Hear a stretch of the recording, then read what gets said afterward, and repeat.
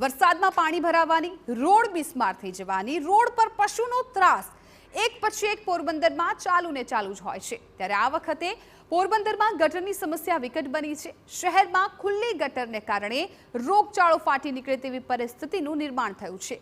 વરસાદી પાણીના નિકાલ માટે બનાવાયેલ સાંઢિયા ગટર 3 માસથી ખુલ્લી પડી છે।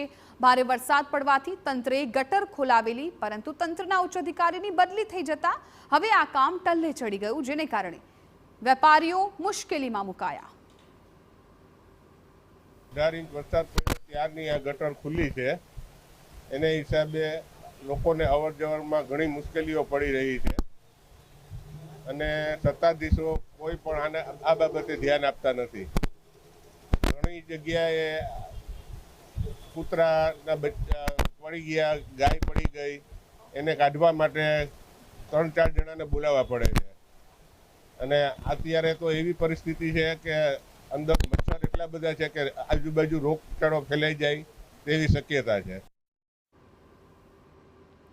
એમજી રોડ પર સ્કૂલ, દુકાનો અને બાગ બગીચાઓ આવેલા છે, જેથી તેની નીચેથી વરસાદી પાણીની ગટર નીકળે છે।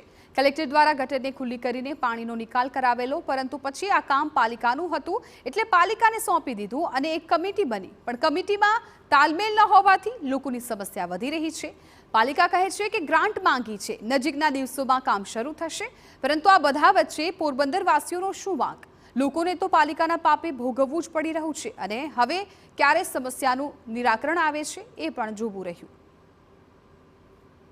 તત્કાલીન કલેક્ટર સાહેબ દ્વારા જે અતિવૃષ્ટિ હતી ત્યારે ખુલ્લી મૂકવામાં આવેલી હતી, તો કલેક્ટર શ્રી સમિતિ બનાવીને ગયેલ છે કે જેમાં સમિતિમાં પ્રાંત અધિકારી, ચીફ ઓફિસર અને બધા જુદા જુદા વિભાગના 4 અંકુશ વિભાગના માર્ગ વાહનના અધિકારીઓની સમિતિ બનાવી છે અને પોરબંદર નગરપાલિકાએ 1 કરોડ ને 25 લાખની ગ્રાન્ટની મંજૂરી માટે સરકારમાં મોકલેલું છે અને ટૂંક સમયમાં હવે સમિતિ દ્વારા જે નિર્ણય લેવાશે એ કામ ચાલુ થઈ જશે। લોકોને સારી સુખ સુવિધા મળે એ જવાબદારી